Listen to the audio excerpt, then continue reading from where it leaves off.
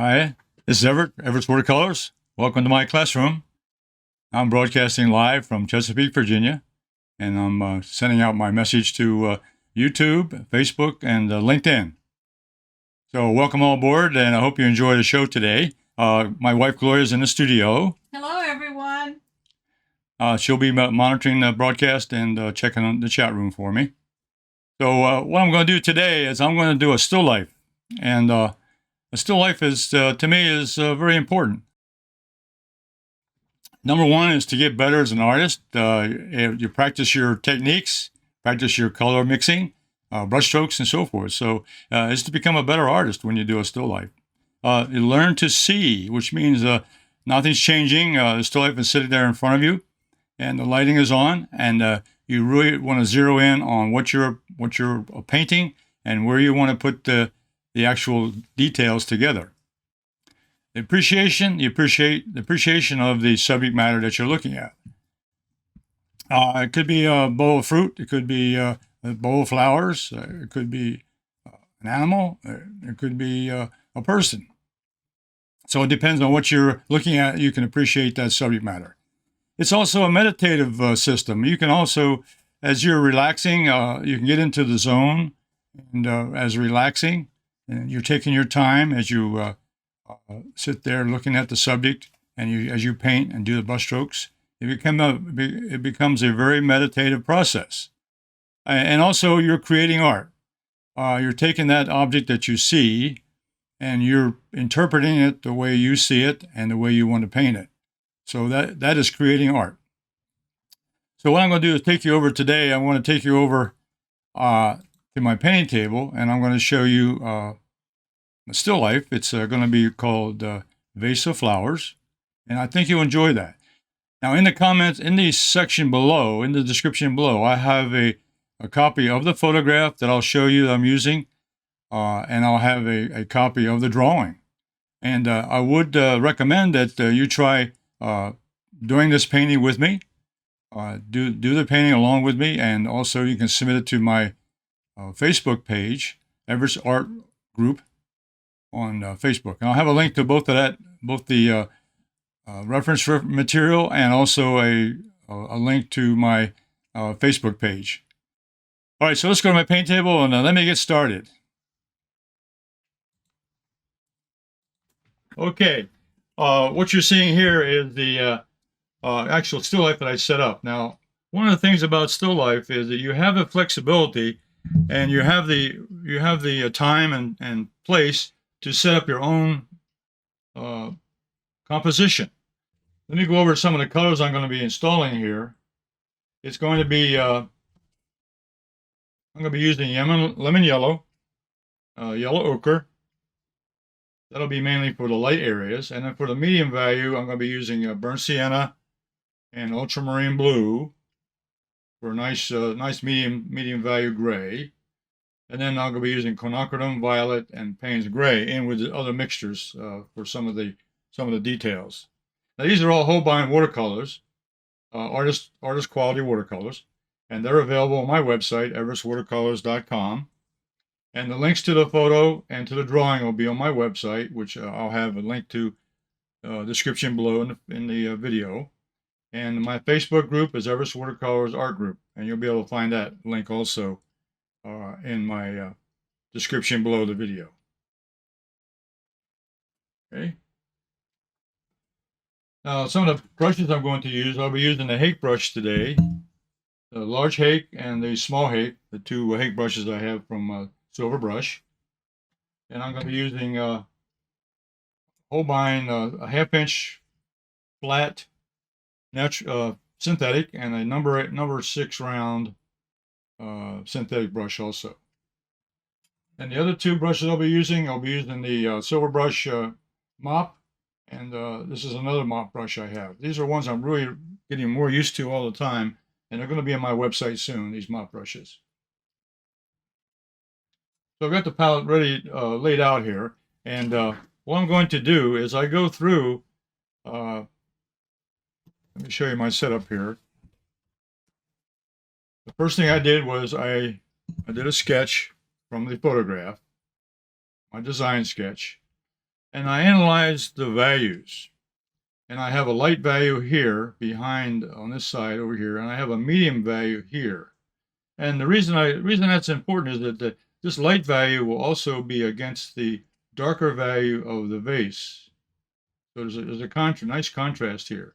And then the darker value here, which is a medium value, will be against the light side of the vase.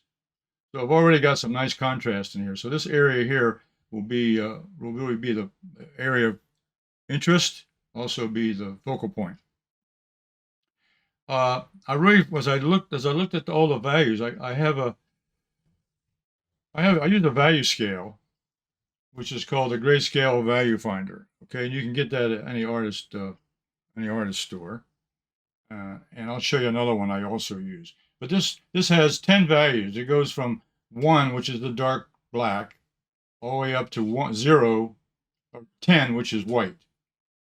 From number one is the black, and number 10 is the white.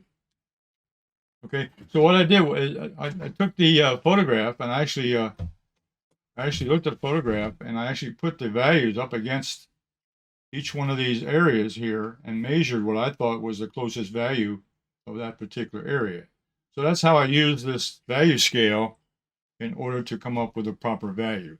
So really the whole exercise today will be to match the values, not just the colors, but match the values of this particular painting. As you'll notice here in the photograph, there's only really 2 colors that really stand out. Most of this is dark. It could be a dark black or a dark gray. I have a little bit of yellow and a little bit of red and orange here and an orange down here. So those are really only colors. A little bit of purple, a little bit of violet here in this cloth here at the bottom, and a little bit of violet up here in the flowers. So really the majority of the colors today is going to be violet and orange, 2 contrasting colors. Okay, so that's kind of really the setup I have, and I have my value studies here from my sketch. Now, as I do the painting, I'm also going to have mixtures here for each one of these values, the light value all the way down to the dark value. So this is value number 9, which is a very warm gray, which is this light area. And then I have a very dark, cool gray or black, which will be the shadows and the background area.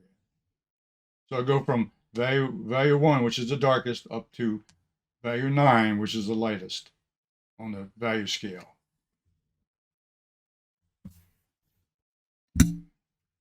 Okay.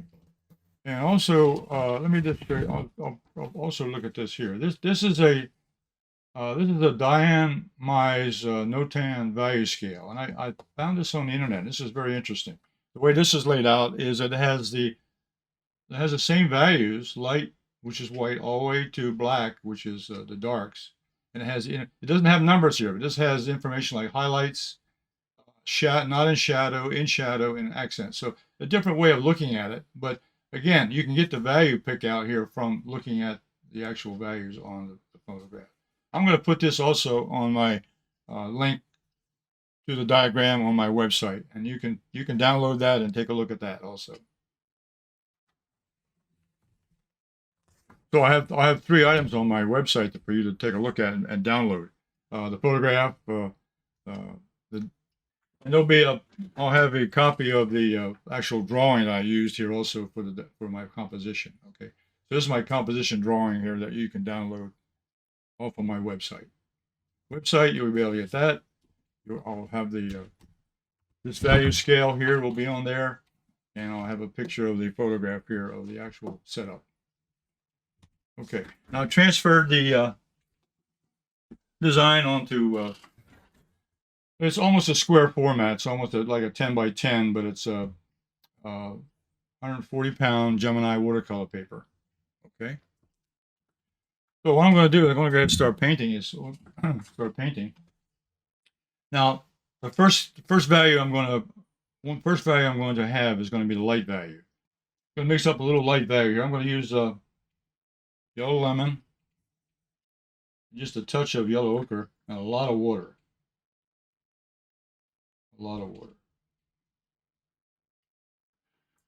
So it's going to be a warm value. It's going to be very light, but it's going to have a warm value to it. And that's why I put the yellow and a little bit of yellow ochre in there.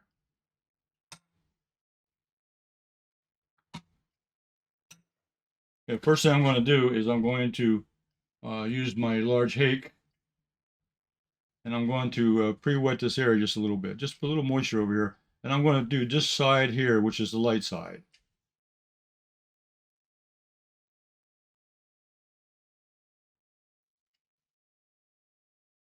So pre-wet that a little bit so that the paint will flow. I got my painting board elevated also about a 15-degree angle here. Is update a little bit. Now I'm going to pick up that light color with a small hake. I'm going to put a lot of water in the brush. A lot of water in the brush. And I'm going to go down and put that. You'll see it'll be very light. You can see it. You'll be able to see the color, but it's just not going to be very evident because I want this to be light back here. So this is light value, and I can go right through all the. It's going to be the lightest value, so I can go through all the elements. I'll be painting over it later with another color, so it doesn't matter.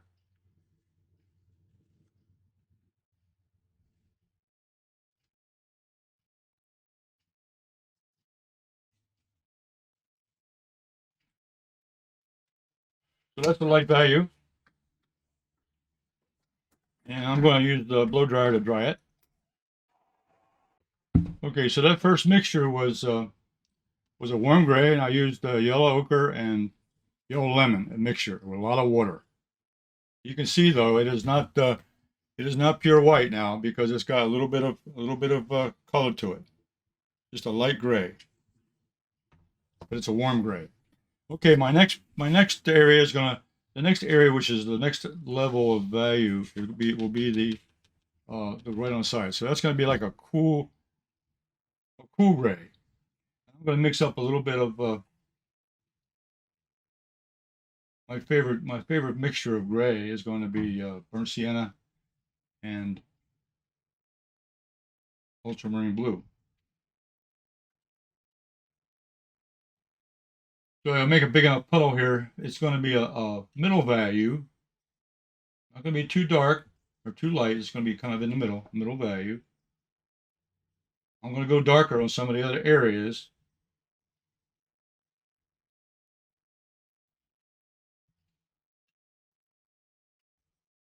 You always want to make sure you mix up enough pigment so that you don't have to go back and remix. So you want to make sure you have enough mixture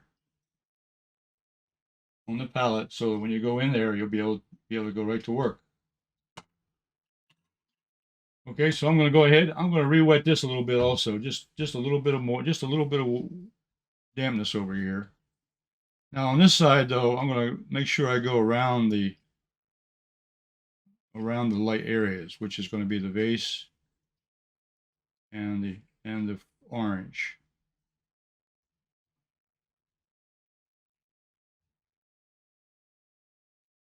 Okay, all right. Then I'll take the small hake, load it with the mixture, and what I may do here is before I put it on the paper, I'm going to test the mix. Now that's not dark enough. You'll notice here, comparing what I started with here, it's not dark enough. So I'm going to have to add some more pigment to it. So I always have a little test sheet.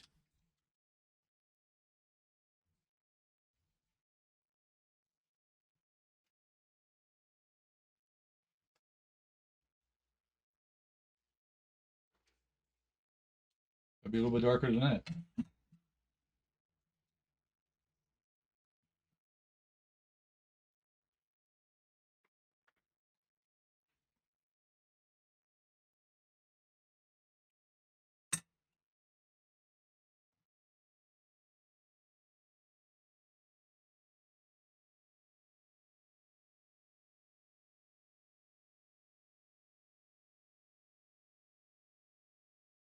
And that's about right. Okay, that's about right.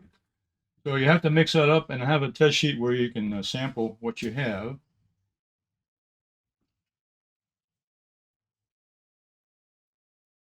Now, this is going to be a cool gray. Now, I might just put a little bit of Payne's gray in it. I've got Payne's gray over here, which I'm going to add in just a little touch. Let me go back and check that mixture one more time.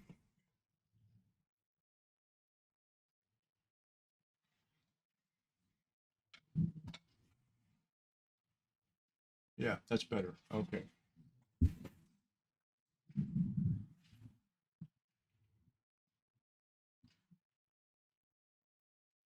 So now I'm adding in the next value, which is on this side of the painting.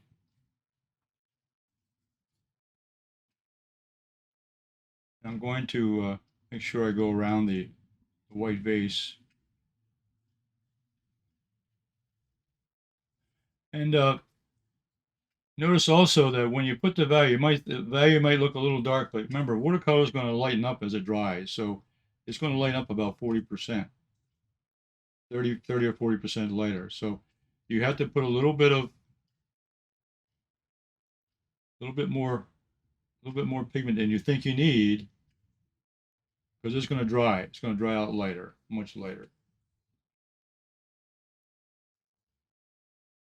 And I want enough contrast against this white vase so it shows up.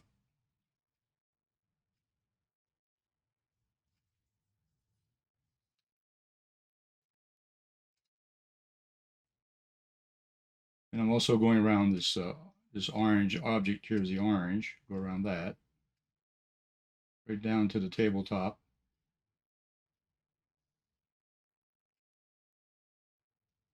You know, some of the things that setting up a still life is also almost it's an art in itself because it takes a while to get accustomed to setting up things that make sense, make a composition. I'm gonna go ahead and dry this. Okay, the next area I'm going to attack is the tabletop, which is if you look at it, it's got a purple. It has a purple tint to it. And it's a little lighter here, and it gets a little bit darker back here. So I can take care of that. This area down here is I'm gonna this tabletop mixture, and the mixture I have for that one is I'm gonna have a little bit of the same ultramarine and let's see, ultramarine blue. I'm gonna add a little bit of quinacridone violet.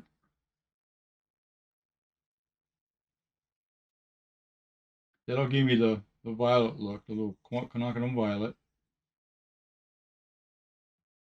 It's on the blue. It's on the cool side, so I want to. It'll be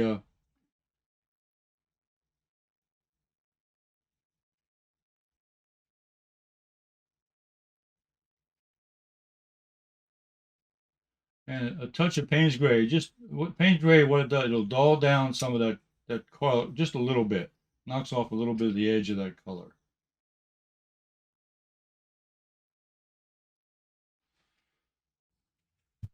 Okay, I'm going to take that. I'm going to test that color.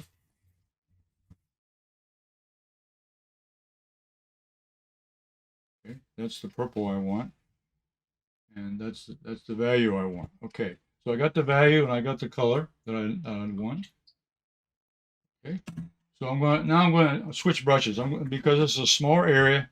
I'm going to use the flat brush, the half-inch flat brush, Holbein, and I'm going to go in here. And I'm going to paint this in.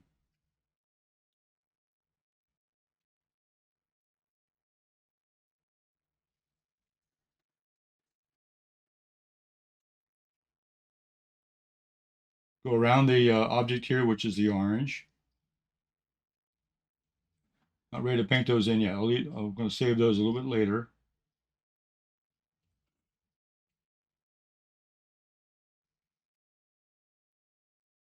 Clean up this edge a little bit because this will be the final application here.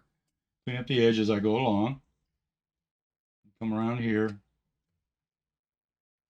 Just carefully filling in the design around that orange and then around the vase. Just keep on going.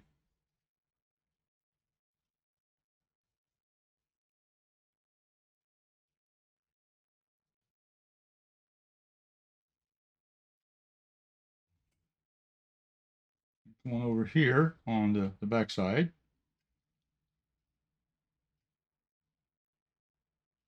So this painting is really not as really a study in coloring, but it's all but mixtures. And mixtures are important, but it's really a study in values, getting the proper value, the dark against the light, and the light against the medium. So the values of the colors are important, but it's really the values that really make the painting work.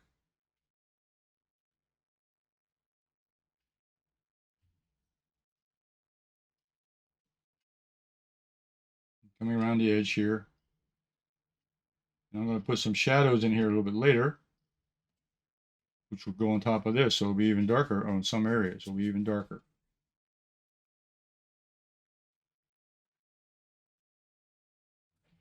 Okay. Now, while that's drying, I can go ahead and prepare for the shadow. The shadow, which is behind on the wall, has got a value of 4, almost the same value as this, but it's going to be a different color. You can see I used the violet color down here. Here I'm going to use more of a gray value, but it's going to be on a cooler side. And the paint will dry 40% later, as we talked about before. So I can use this same mixture I had for this wall over here. It's going to be Burnt Sienna. Get this out of the way.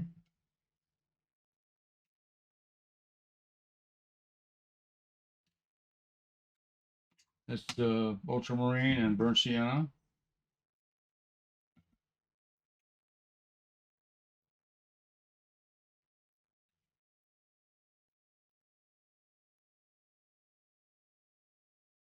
With a touch of Payne's gray. And just to make the color a little bit duller in the background.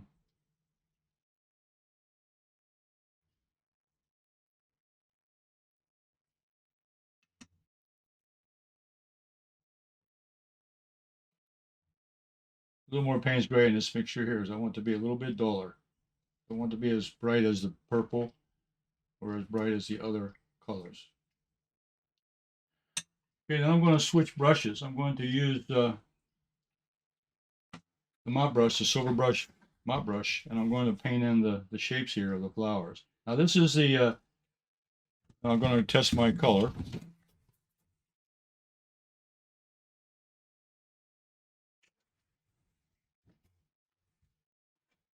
That's a color 4. It's got to be a little bit darker. More blue in there.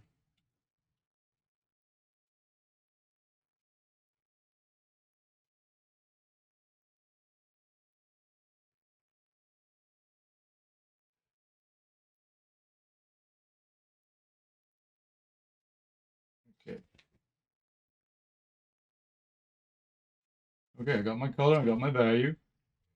So now I'm going to go in here and I'm going to put in this background shape here, which is the leaves and the flowers. So casting a shadow casting against this wall. And these are just abstract shapes. They're just to give you it's really just an indication that the shadows that you have little sections that you make it look realistic, but then you just want to have it to be I'm following the shapes here of this shadow pattern. And it doesn't have to be exactly there, but it's, some simulation that you've got a shadow and it'll be showing some of the area, especially the edges. The edges can show a little bit of definition.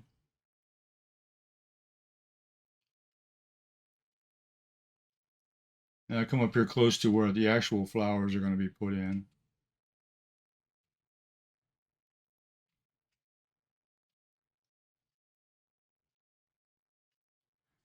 And continue on down with the shadow pattern.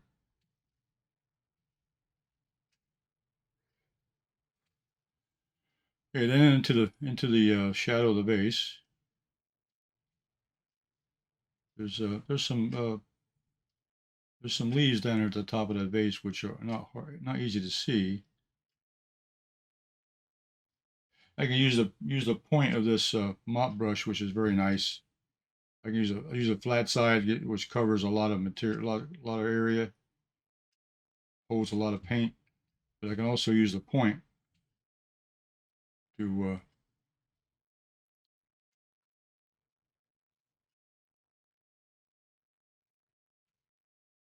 see. Yeah, I want that. Yep. Follow my design.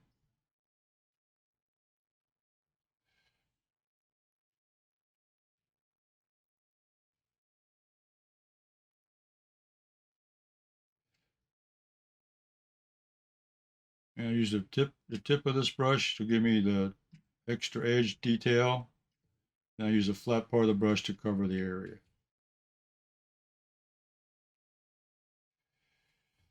And the color doesn't have to be exactly the same all the time. It's going, the mixture is going to be different every time you do it. Your the blues and the browns and purples and so forth will give you a different mixture every time you do it. But that's also part of the I said in the beginning why you do still life. It makes you a better artist. You can, and also being able to keep your attention on what you're painting. It also is a good exercise and observation because nothing's changing. It's going to sit there until you're finished. So you have plenty of time to work out all the details. And I'm being very careful here on the shadows. I don't want to, this part here is where you come next to the vase. The vase of flowers, a vase. So we'll go down here.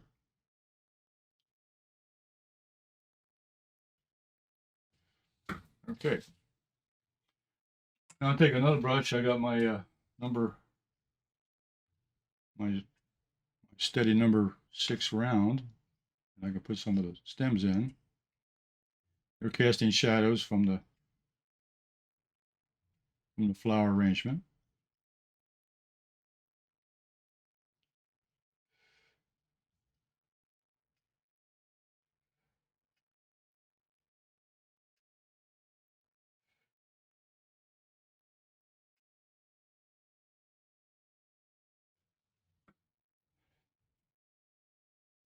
Make this line a little bit straighter here.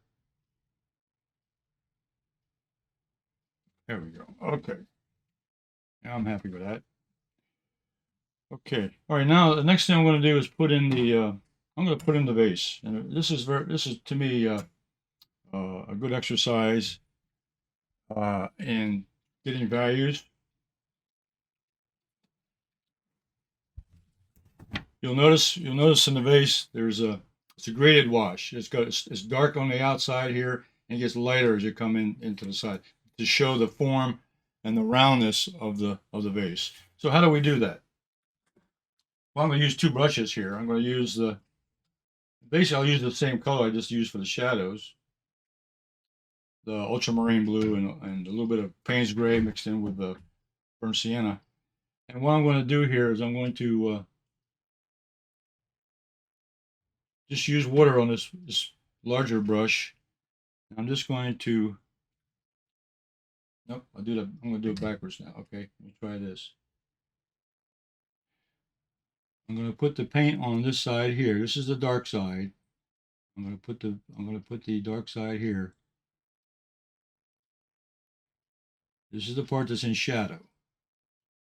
That gets the paint.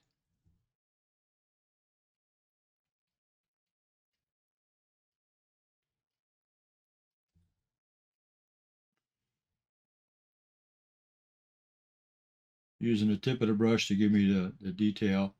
Then I can fill it in with the body of the brush.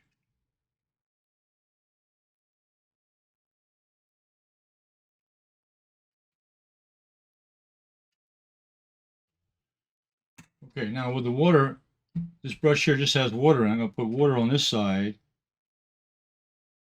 on the outside edge, which this is going to be, the only white of the paper is going to be here on this vase, the only white.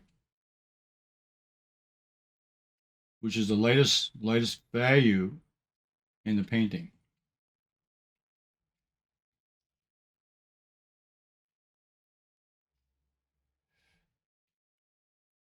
And I want these to merge.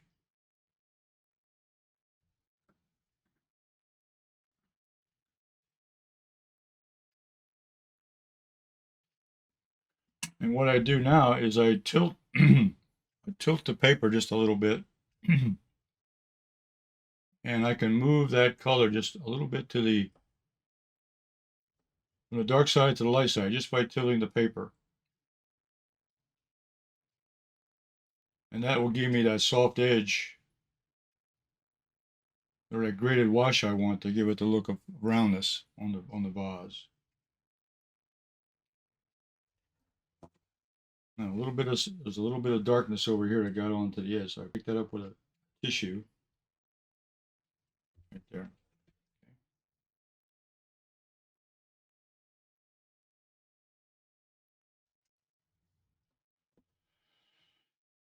And what I can do now is just take the smaller brush and just clean up some of the edges just a little bit, make sure it's covering everything. And I'm pretty happy with that. Okay, so that's going to give me that. That's going to give me that when it dries, which is going to be a lot lighter. So I'm tilting up and letting it run. And I can hold it this way to the side, and it'll go as far as I want it to. There's a little white paper showing. I'm going to leave that alone. It could be little sparkles in there and so forth. Here, let me get the dryer and dry that up. Okay, it's pretty dry now, so you can start to see the shape of the vase now with the dark side and the light side. Okay, so that's how I painted that. Now I'm going to add in the orange. So that's take the flat brush. Make sure I got it cleaned out because I have a lot of dark paint in there.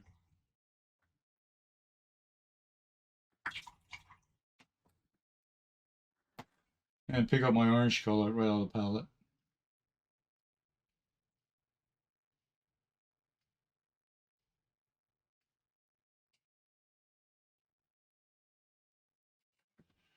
And I'll go ahead and put the orange in.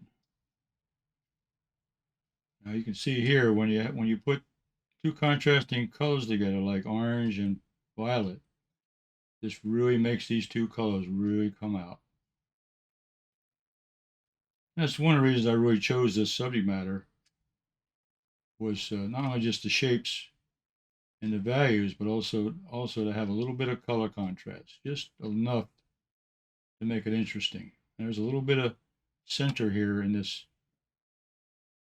I'll leave that a little bit white for right now.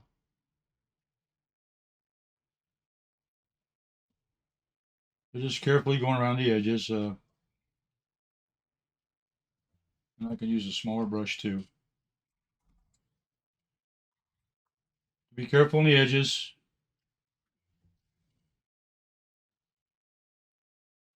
I'm using a smaller brush here. I get a little more, the more detail you have, a smaller brush, smaller strokes,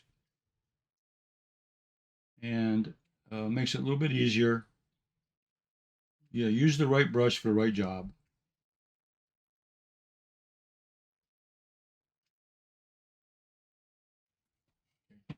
Now, what I'm going to do, orange, burnt sienna is also a dark orange. And what I'm going to do is make a little shadow, not a shadow, but just a little bit of color variation down here at the bottom. Right here right against the vase, and a little bit at the bottom, just to show a little bit of form. Not too much. And I just take the water, put the water back in the brush, just water, and I blend out the hard edge, soften that edge up. Just add water to the edge.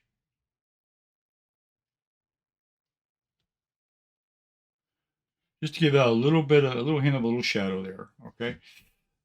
Okay, now I'm going to go ahead and do some flowers. And let's see. I'm going to decide to use probably use this brush. Yeah, I'm going to use the number 6 round.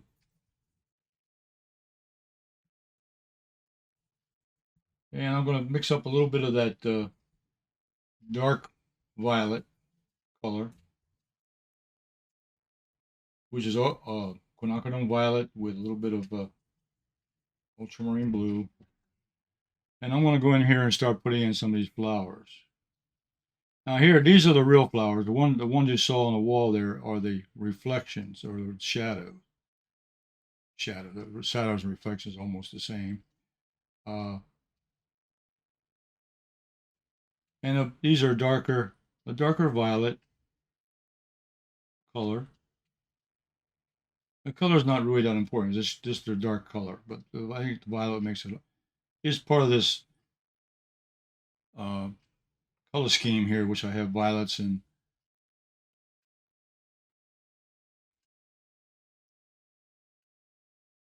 orange as my color scheme. So this violet here will go right into that plan.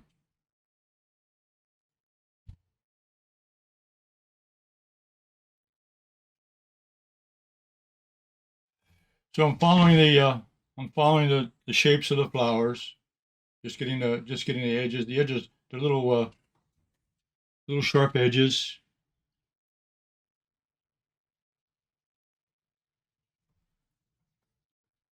And these are I don't know what they are. They're synthetic flowers. They're just something I picked up at the store as a something to paint.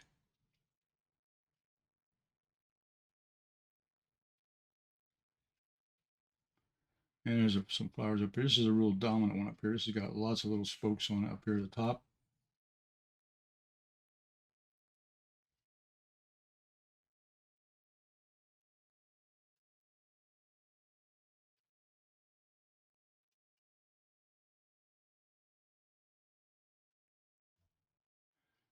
This one here has some more spokes.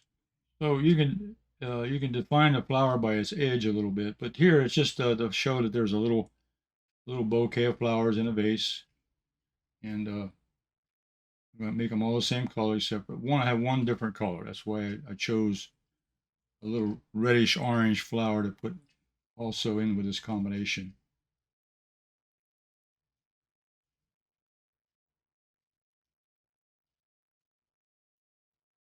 So my color scheme was violet and orange. So I have violets here. I have violet on the tabletop. I have orange in the orange, and there's lots of violets in the shadows. I added the violet to the shadow pattern or shadow color. Okay. Now I'm going to mix. I'm going to use that same orange and put in this flower here, the petals.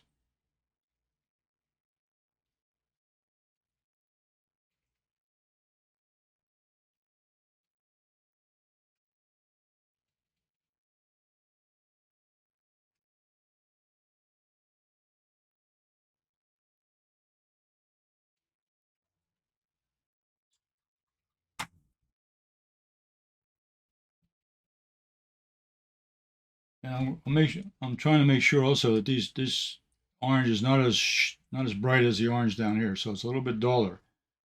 So by having a little bit of purple in my brush, I automatically got a duller color, which is okay.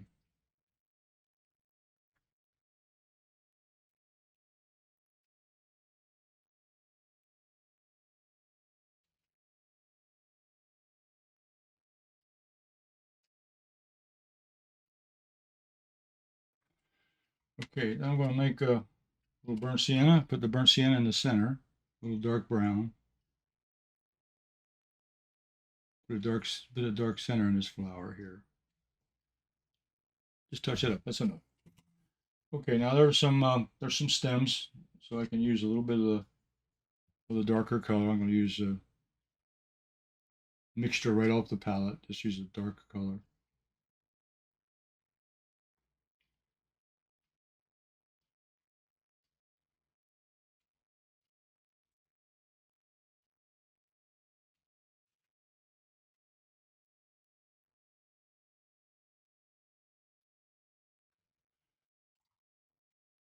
And there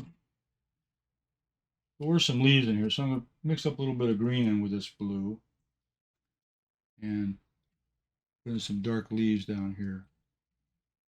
So I added a little bit, I added another color to my painting, which is a little bit of green, a little bit of Hooker's green. Give a little more color. This is around the impact area, so that makes it even more interesting. Now, what I want to do now, I'm going to go back. I'm going to go back and fill some more of these flowers in, just a little bit. So the first try was just to get a shape going. Now I'm going in. I'm going to fill in a little bit more. So picking up a little bit of that purple mix with the blue.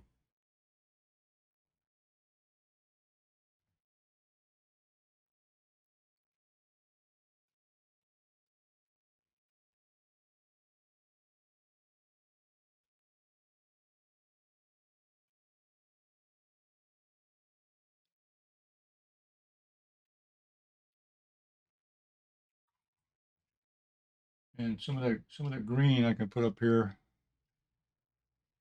I'll make some leaves in here that are in with the flowers. Just adding a little more color here and there.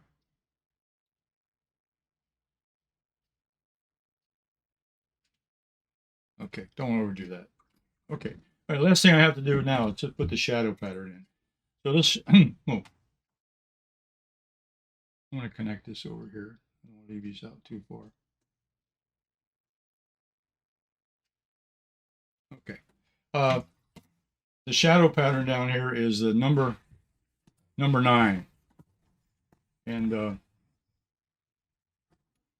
shadow pattern here, it's really a fold I had. I had a cloth on the tabletop, and then I folded it so I'd have a fold, and then the light hit it and it gave me a dark shadow along here, which is okay because this points you right into the composition, and it goes back on the table. So what I'll do now is I'll mix up a real dark, and I'm going to use royal blue this time. Royal blue, a little bit of Payne's gray, and even a touch of burnt sienna. I mean, it's just a combination of colors, but that will give me a real dark mix. A real dark mix. That's royal blue mixed in with burnt sienna and a little bit of Payne's gray. And I think what I'll do is I'll use the smaller brush on this. Silver brush, black velvet, a lot of control.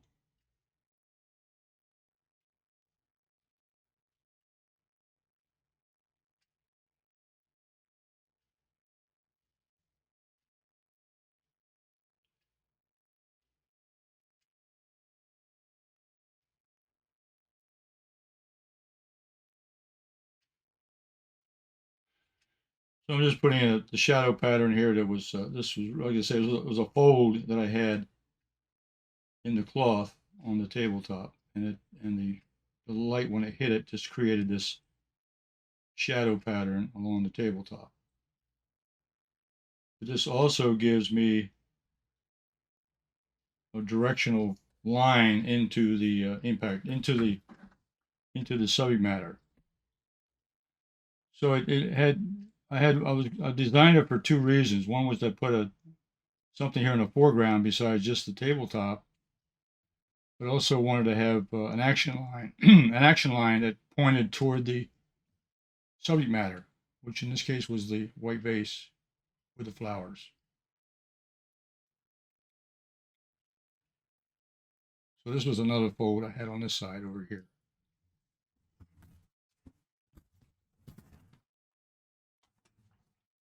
One fold, 2 folds, and then the back part comes around here. The shadow from the vase on the tabletop is darker because it's a shadow, but it's also a dark material that's on the table. It adds to the darkness of the shadow. The shadows color and the shadow value is number one, is how much light is on it. And number two is what is the shadow cast on? What is the color that's cast on? In this case, it was cast on a very dark color, so it turns out to be even darker.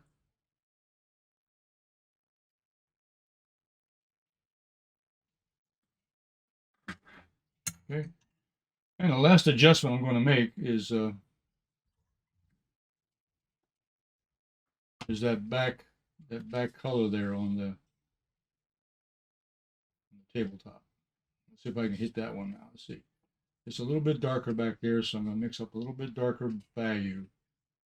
Really, just another layer is all I got to do over here. So just by putting a little bit of layer on here, darken this up here in the corner.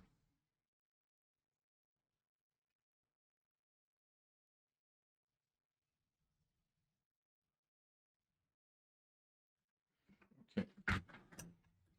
And the last final touch, I'll take a little bit of that green, dark green, and put it in the top of the, not so dark, not too dark. There we go, the top of the orange. Okay. Well, that's my painting, my still life painting called Flowers in a Vase. And let's put a little mat around that. Number one, I'm going to take the green tape off. I have time to do that. Okay, so that blue also sets off the blues and purples in the painting, against the yellow, against the orange also. So that turned out to be a very interesting little painting, and I think by looking at the three values, I got the light value here in this corner. I got the darker. See how much that lightened up over a period of time. This one lightened up into level number 6, and then I went into the purple color here on the tabletop was really a level 4 value, and then the background shadow was a level 4, equal to this, and then the real dark foreground black was the shadow pattern here, was at number 1, and then showing that graded wash on the vase itself to show the form and shape of the actual item. Well, let me look at the board here. I got somebody from Mexico. Hi, welcome aboard. Good to see you. Okay, well, that was a good exercise of still life. Again, the still life is a very important aspect. I like to go outdoors and do a lot of on location paintings, and I paint from photographs, which I take. I take references from magazines and other places. I use parts of those. I don't copy photographs, but I can use reference material that I find that would apply or can be used in part of my paintings. But the real objective of a still life is to have something that you can paint at your leisure, something you like, and also to improve you as an artist, and also practicing your colors and the shapes and the values and so forth. In this description below, I have the website and the links to the photograph, the paintings, and also the link to my Facebook page where you can share your art if you want to do that. You can do a little painting and share it with me and let me see how you're doing. Everett's Watercolors, Everett's art group on Facebook, and also this will be on my website, on my video portion of my website for review. So I want to thank you all for joining me, and I'll be here next week on Thursday at 2 o'clock. Bye.